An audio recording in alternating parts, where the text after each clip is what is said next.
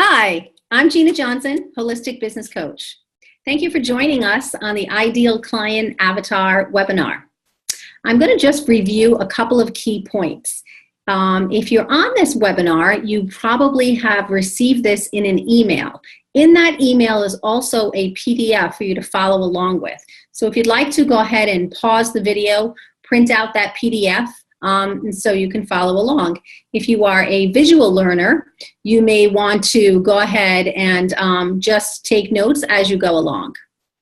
So I'm just going to cover a couple of things. So what I'm going to do is I'm going to go through this process and kind of jump in at a couple of key points that people have questions on. So the idea of an ideal client is to get clear on who you are here to serve. And we are actually going to name your person at the end of this webinar, and that way you will be able to create all of your marketing messages for that person. So I'm going to move on to our first slide. And the first question is always a tricky question. So the first question is it a male or female? And I know what you're thinking. I can serve anyone, male or female. But the key here is ideal. Who would you prefer to work with? Who can you relate to? So you may want to think about some past clients that you have and what your preference is. So it really is important to select one, a male or female. It doesn't mean if you pick a female that you'll never have a male client or never work with a male client. This is just your preference. Their age, and the age is really important. And here's something, the second question is really just as deep as the first one. A lot of people say, you know, oh, my ideal client is someone from the age of 25 to 35. Well, that's not an actual age. You are an actual age. And why this is so important is because your messaging is really important. You speak differently to a 25-year-old than you will a 35-year-old.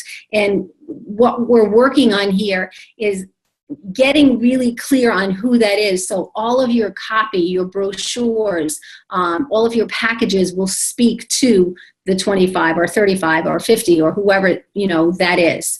And then moving on to our third question, are they married? This is also very important. And the reason is a married person has different wants and different needs. And this plays into the age. Do they have children? Again, very important. How many children? If they have 5 children, they are most likely getting up at 6 a.m. and they might not be doing some of the things someone else who is the same age and does not have children does. So we're trying to get clear on where they hang out, both online, offline, so we can tailor your messages for them. So if they have children, how many? And what are their ages? How tall are they? This may come into play if you are a fitness coach or you sell clothing. There's a lot of different reasons why this would actually come into play. So just play along with it. Again, we are actually going to visualize this person, what size clothing they wear, how much do they weigh? Do they exercise? I know you're thinking, what does it matter how much they weigh? Just trust me and go with it. Do they exercise? This is also very important if they exercise, if they do, or if they don't. Depending what your product or service is, this will play a role into that. Do they feel good about their bodies?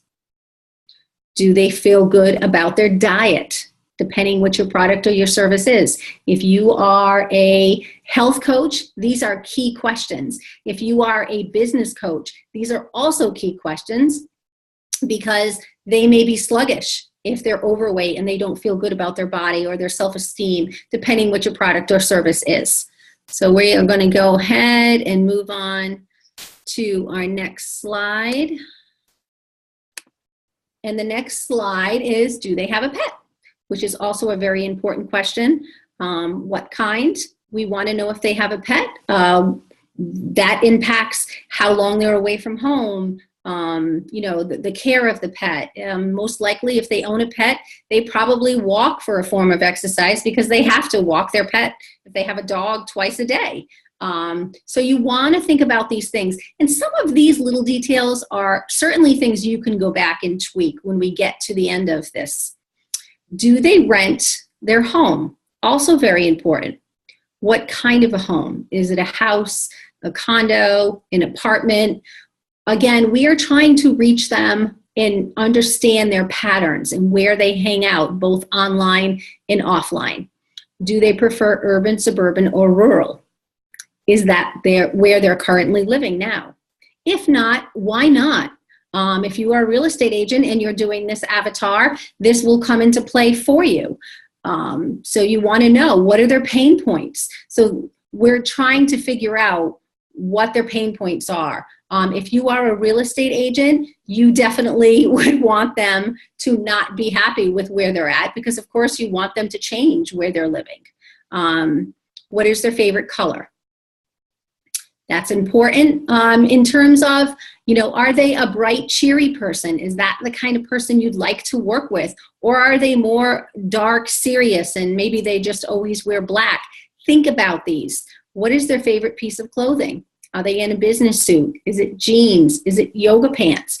If you own a yoga studio, absolutely, you want your ideal client's favorite piece of clothing to be yoga pants. Or if you are selling clothing and you own a boutique, what's their favorite piece of clothing? You want them to be in a fancy dress, and you want them to shop. So you want to tailor this for your clients. Do they vacation? How often? And that's also really important, because that will set the stage. So again, we're creating our ideal client, waving our magic wand. We do not want to say our ideal client does not vacation because, they don't have any money. Well, then they won't be an ideal client because they can't afford to pay us. So we want our ideal client to be able to vacation, or maybe you don't. Maybe they are a business owner and they're stressed out, and your services will help them de-stress so they can take vacations. So really start thinking deeply about these questions. So back to the vacation. How often do they vacation, and to where? Where do they like to go? This will also help you identify where they like to hang out. Are they a golfer? Do they own a boat? Do they like to sail? Do they do some sort of competition? Do they fly drones? All of these things. What are their pastimes? What are their pleasures? What time do they wake up? This certainly comes into play when you're talking about what they do for a career, what time they wake up, what type of a personality they have. Are they high energy? Are they stressed? Depending what your product or service is. So really think about that. And it will also come into play if they're married or single or have children or pets or any of that. What time do they go to bed? And do they eat out? So then we're going to move on to,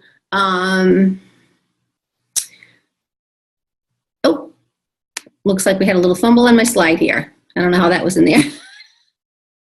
I guess I got to scroll up. Whoops. Okay, they eat out. How often? How often do they eat out? Well, this is also very important. How often they eat out, it also says a lot for their lifestyle. What is their favorite type of food? If you are a health coach and maybe their favorite type of food is non-healthy food, and this is your expertise, is getting people to create their food, a healthier version of their unhealthy food, then you certainly would want to think about these questions. What's their favorite beverage? Are they a champagne drinker or a beer drinker? These are all questions that really shape that person. Do they drink alcohol? If so, what type? What are their guilty pleasures? I certainly hope you're going to answer this question with their guilty pleasure is going to be whatever service or product that you're selling, because this is ideal, and this is about attracting more clients. If you sell makeup or cosmetics, you certainly want their guilty pleasure to be makeup or clothing or whatever it is. What do they read? And these questions are also really important because you want to understand who they are and what their personalities are. Do they have friends? How many? What are these friendships like? Are they sincere? Do they have a ton of friends? This will also help you get clear on if they're an introvert or an extrovert. Maybe your product or service helps with friendships and helps with socialization and stress. So really think about this. Is their mother living or deceased? Their father living or deceased? Do they have aging parents? And do they care for their aging parents? This will come into play. Perhaps you do marketing for a nursing home. Maybe these are your people. Maybe you sell insurance or retirement packages. So you really want to think about these questions and think about their age. If they're 30 years old, their parents are probably not aging. But if your ideal client is 55 or 60, yes, their parents are probably aging, and maybe even one is deceased. And that also will say a lot about how much time they have, just like the pets and the children, how much time they have to actually care for their relatives. So our next slide. Do they work? This is very important. How many hours per week do they work if they work? What kind of work do they do? Or what kind of work did they do if they're no longer working? Do they own their own business? If so, how long have they owned their own business? Or how many employees do they have, if any? Also, really key points. You want to rethink this, and you may go back and change some of these answers based on who you relate to and who you would like to work with. Do they like their profession? How much money do they make? If you are a life coach and your specialty is helping people figure out what they want to do with their lives, and you take them on this journey, maybe you want them to say no, they don't like their what they do. They want to change, or maybe they don't work. Maybe they're stay-at-home moms with their kids. I don't know who your ideal client is, but really think about these questions. And what do they spend their time on outside of work? So this is also really important, because some of these words, some of these things, if you're going to place a Facebook ad or do some analytics on your website or your Facebook page, you want to understand what keywords, what they spend their time doing, what their interest would be. Because again, we are attracting and repelling with this ideal client avatar. What do they wish they could spend more time doing? Let's just say, I think you're getting the idea. We want to say they want to spend more time doing whatever it is that you offer, right? If you are offering a stress-free life, they wish they could spend more time doing their hobby. They want and they need your product. We're figuring out their pain points. What do they do for relaxation? And this will also help you find out where they hang out. Back to the golf course. Maybe they read, they meditate. This paints a clear picture of who they are and what type of a person they are. Whether they ride Harley Davidsons or they go to yoga for relaxation. Two completely different people. What do they wish they could pay someone to do for them? Let's hope it's your product or your service. But, it doesn't have to be. It could be, manage their household or their finances. Maybe you're an accountant, so you really want to think about that. Again, we're getting to their pain points. What keeps them up at night? What do they wish, magic wand, they could pay someone? It's you. If they knew they would not fail, what would they do? Well, your ideal client, if you are an author, maybe you answer this question and you say they wish they would write a book or a children's book, if that's your specialty, or if you're an editor, or launch a business if you're a business coach. They knew they wouldn't fail, they're launching a business. So think about that and relate it to your product. And then your messaging will help guide and assist and nurture them to, follow their dreams. What keeps them up at night? Pain points. Are they worrying about money? Maybe you're a financial planner. Maybe they're worried about their future, and your services will help them, ease their mind. Or it could be parenting. You sell a parenting service. I'm throwing out a lot of different ideas, so you just fill in what works for you. Are they constantly on their smartphone? I know very few people that aren't. But I also know a handful of people who are old school and have flip phones. So that's another story. When they wake up, what's the first thing that they think of? Are they stressed? Are they thinking about their day? Are they thinking about their food? What product or service are you offering? And what is their pain point? And you're thinking this is what they're thinking about. When they look around their home, do they love it?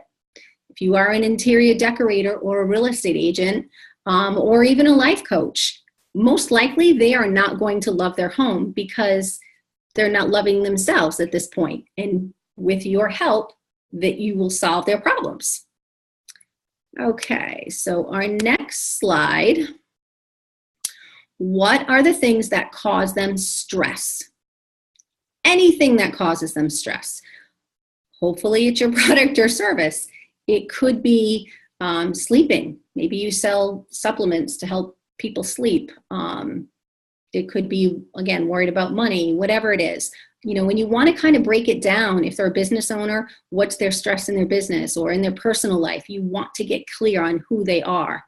What are their biggest challenges? Is it a challenge feeding their family healthy? Maybe you sell a service that offers healthy meal options. Do they laugh easily? This is going into their personality. Who do you want to work with? I want to work with fun people. I like laughing. I like having fun. And my ideal client would not be someone who does not laugh easily because, well, that would make for a boring day. But that's just me. And what do they do for fun? So you may want them to do something that you're interested in for fun. Or again, maybe you sell, sports cars. And what they do for fun is they drive cars or they collect cars. So you want to think about this. Same thing with the hobbies. These are also things that will attract and repel based on where they're at. If their hobbies, if they're a golfer, well, maybe when you're doing your marketing plan, you are sponsoring a tee or one of the holes or giving a raffle basket for a charity golf outing or something like that. So this plays into, who they are and how you're going to reach them based on your marketing and your advertising. Are they chasing the fountain of youth? Anybody over 30 pretty much is. Maybe not. But again, if you're selling an anti-aging skincare line, absolutely. Or if you're selling, vacation homes, and maybe that's your ideal client is because they feel, time is a wasting, or you're selling vacations. Really think about these questions. What type of a car do they drive?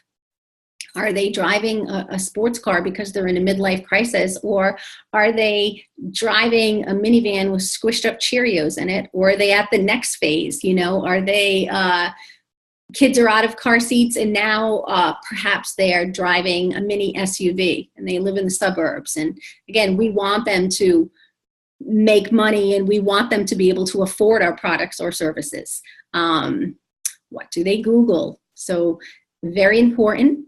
List everything related to business and interests that will be useful when you're talking about the SEO and the Facebook ads. So to give you an example, say your ideal client is a business owner or is an entrepreneur, like my ideal client is an entrepreneur. They would probably Google Success Magazine or Entrepreneurial Magazine, something like that. So when I'm doing a Facebook ad, those would be some of the keywords that I would use. Or if I was going to place an ad, maybe it would be in one of those publications based on where my clients are hanging out and what they're reading. Where do they spend the most time on social media? What platforms, and doing what? What are they researching? So if your ideal client is a millennial, most likely they are not on Facebook. they are on Instagram or Snapchat or something else. If your ideal client is, say, 45 to 65, most likely they're hanging out on Facebook. Or if they are corporate or a business owner, probably LinkedIn. What are they doing when they're there? Are they searching for trips? Are they looking for groups to join? Where are they hanging out on social media? And that is also really important to reach them. And now, well, congratulations. You've answered the questions, and hopefully you have an idea how and why this is so important. So now we're just going to play around and answer a couple of questions. How did you attract the ideal clients that you already have or have had? Of course, this is if you are an existing business owner. Maybe if you're new in business, this question is not for you, but you really want to think about that. Think about that favorite client. When you hang up the phone or leave an appointment and you think, oh man, I love my life. I love this client, or the client has a breakthrough. How did you get that client? Was it a referral? Was it from an ad? Was it from a speaking engagement that you had? Or, could be anything. What are the reasons your ideal clients keep coming back? So there's a reason. And what that means by keeps coming back, that could be a referral. So you may sell someone a home once and you think, oh, it's an older person. This is their last home. They're not moving again. They could still be an ideal client. Maybe they have 5 children. Maybe they're active in a lot of organizations, and they will give you referrals. So why? Why do they keep coming back? Is it because you over-deliver? Is it because of your price point? Is it because your availability or accessibility? What is it? What are those reasons? And you certainly want to be clear and do more of that. Why do your ideal clients go away? Think about any clients that you may have lost or maybe didn't sign on. Was it your price point was too high, or they weren't completely happy or satisfied? If you are a fitness, if you own a gym or you're a fitness trainer or a health coach, why did your clients go away? Well, maybe it was because your program didn't serve them. Maybe you need to tweak your language and really figure out who your program is for. Is it for the person that's really overweight, or is it for the person that is halfway in between and is kind of fit but just fell off the wagon? You really want to think about these things. What action steps can you take today to bring them back? That is, of course, if you want them to come back. Some clients have gone away and you might not want them back. So, just think about these things. Would you go back and place another ad where you attracted them?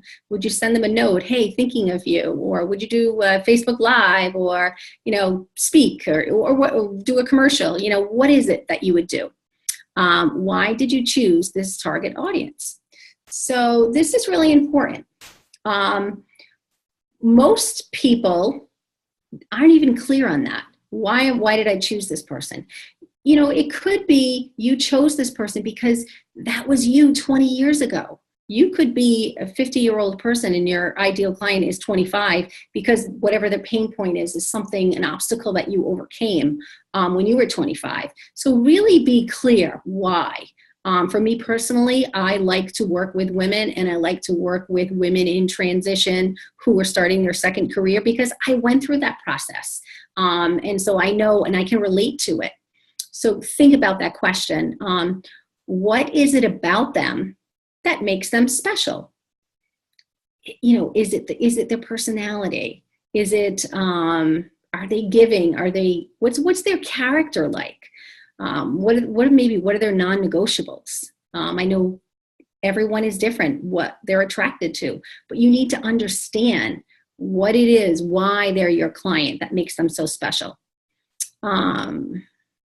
And also, why are they at a disadvantage? So again, this goes back to how can you help them? Well, what's their disadvantage? And lastly, we're going to tell a little story. So this is the homework part of this. So you want to pull all of this information together and tell a little story. So I have an example. Stacy is a 28-year-old single freelance graphic designer, where she lives, all of that. And when you tell that story, you are igniting and starting the law of attraction to attract that client to you. And now you're naming this person, you know everything about them, you know how old they are and where they live and what they eat and what they do.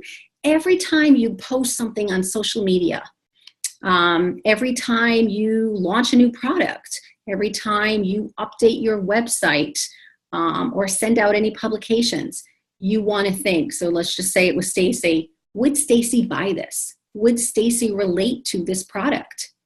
So you want to think about that every single time.